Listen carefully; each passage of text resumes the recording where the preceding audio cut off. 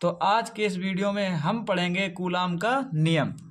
तो प्यारे बच्चों, कूलाम का नियम क्या होता है?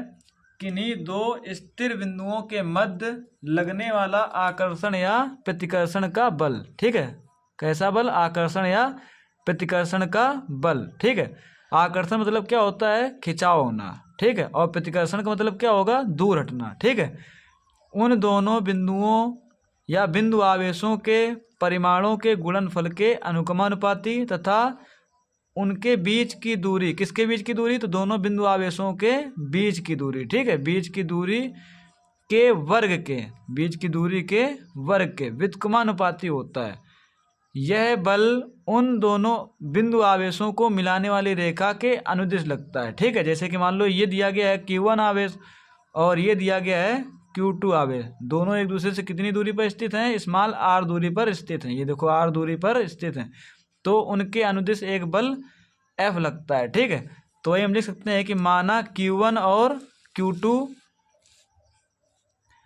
परिमाण के दो बिंदु आवेश एक दूसरे से r दूरी पर स्थित हैं। ठीक है, माना Q1 और Q2 परिमाण के दो बिंदु आवेश, यही बिंदु आवेश हैं Q1 और Q2। ठीक है, एक दूसरे से r दूरी पर स्थित हैं। यदि उनके बीच लगने वाला बल F हो तो कूलाम के नियम के अनुसार, कूलाम का नियम क्या कहता है कि F proportional to Q1 into Q2 हो जाएगा। दोनों बिंदु आवेशों के गुणनफल के अनुक्रमानुपाती कौन होता है? बल। ठीक है, तथा F प्रोपोर्शनल टू 1/r²। मतलब कि जो बल होता है, आकर्षण या प्रतिकर्षण का जो बल होता है, वह दोनों बिंदु आवेशों के बीच की दूरी, बीच की दूरी यहाँ पे क्या दी गई? r दी गई। तो r का व्युत्क्रम क्या होता है? तो 1/r और व्युत्क्रम का स्क्वायर। ठीक है, यानी कि दोनों के बीच की दूरी के वर्ग के व्युत्क्रमानुपाती, मतलब कि r का वर्ग r² होगा और उसका व्युत्क्रम क्या हो जाएगा? तो 1/r² हो जाएगा, अर्थात F प्रोपोर्शनल टू 1/r² आ जाएगा। ठीक है, अब क्या करेंगे? समीकरण नंबर 1 व 2 को एक साथ लिखने पर। ठीक है, तो इसमें क्या आ जाएगा? एक साथ जब लिखेंगे तो F और F दोनों में कॉमन आ जाएगा, तो यहाँ पे हम क्या लिख देंगे? F proportional to Q1 Q2 और इंटू में क्या हो जाएगा? 1/r²।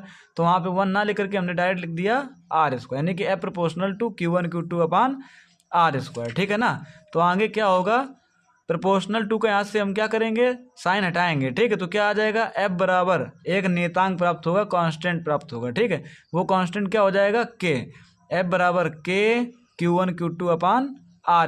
ठीक है, जहाँ के क्या है? जहाँ के एक अनुक्रमानुपाती नियतांक है जिसका मान दोनों आवेशों के बीच के माध्यम की प्रकृति तथा मापन की पद्धति पर निर्भर करता है। ठीक है, अब यदि आवेशों के बीच का माध्यम मुक्त आकाश हो, मुक्त आकाश मतलब निर्वात हो या वायु हो, ठीक है, तो वहाँ पे जो K की वैल्यू आती है कितनी आती है? K बराबर 1/4πε0 आता है। ठीक है, जहाँ पे ε0 क्या है? निर्वात की वैद्युशीलता। ठीक है, ये क्वेश्चन आ सकता है कि ε0 क्या है, तो क्या बताओगे? निर्वात की वैद्युशीलता है। ठीक है, तो इसमें क्या आ जाएगा?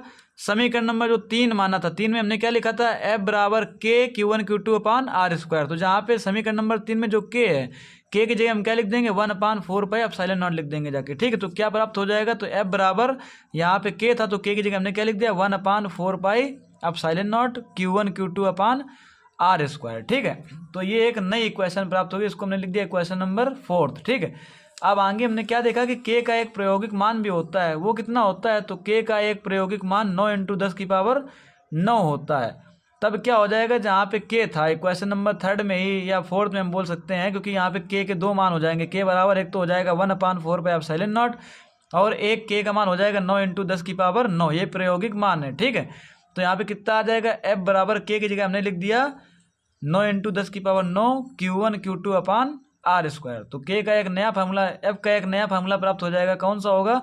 F बराबर 9 × 10⁹ Q1 Q2/r²। ठीक है, अब आगे देखते हैं, यदि दोनों बिंदु आवेशों के मध्य निर्वात या वायु के अतिरिक्त कोई अन्य माध्यम हो। ठीक है, यहाँ में यानी कि यहाँ पे माध्यम की बात कर रहा है। ठीक है, निर्वात या वायु ना होकर के कोई एक अन्य माध्यम हो, तो वहाँ पे क्या लेते हैं?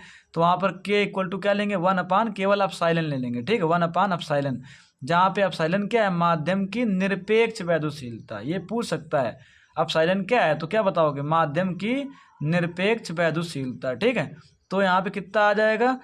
तो तो अतः एफ बराबर कितना हो जाएगा, जहाँ पे के था उसकी जगह क्या लिख देंगे 1/4 पाई एप्सिलॉन लिख देंगे, Q1 Q2 upon R square वैसे ही लिखा रहेगा। यानी कि ये नया फार्मूला आ जाएगा एफ बराबर 1/4 pi epsilon Q1 Q2 upon R square. ठीक है ना।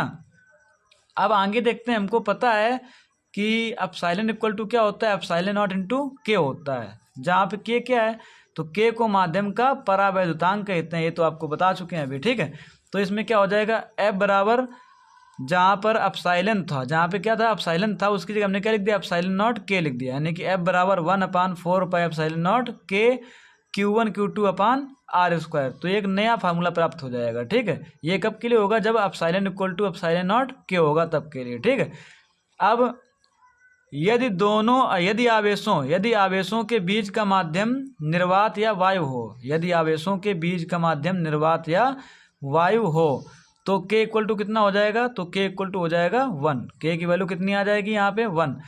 तो यहाँ पे अगर के की वैल्यू 1 लिख देंगे तो वहाँ पे कुछ बचेगा नहीं, मतलब क्या बचेगा एफ बराबर क्या बचेगा 1 इंटू लिख देंगे, और 1 इंटू लिखो या ना लिखो तो एफ बराबर क्या रहेगा Q1 Q2 अपान में आर स्क्वायर। यही आपका कूलाम का नियम है। ठीक है ना।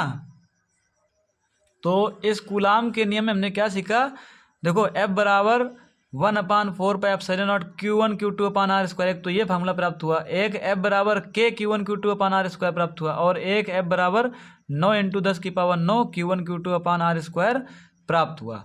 ठीक है, मतलब कि यहाँ पे सभी क्या है एफ मतलब क्या होता है आकर्षण या प्रतिकर्षण का बल, तो बल का मात्रक क्या होता है न्यूटन। यानी कि जितनी भी बल की एफ की जितनी भी वैल्यू आ रही है वो सबका किस में आएंगी, न्यूटन में आएंगी। ठीक है, तो आज के इस वीडियो में हमने सीखा कूलाम का नियम, जो कि एग्जाम के लिए मोस्ट इम्पॉर्टेंट टॉपिक है।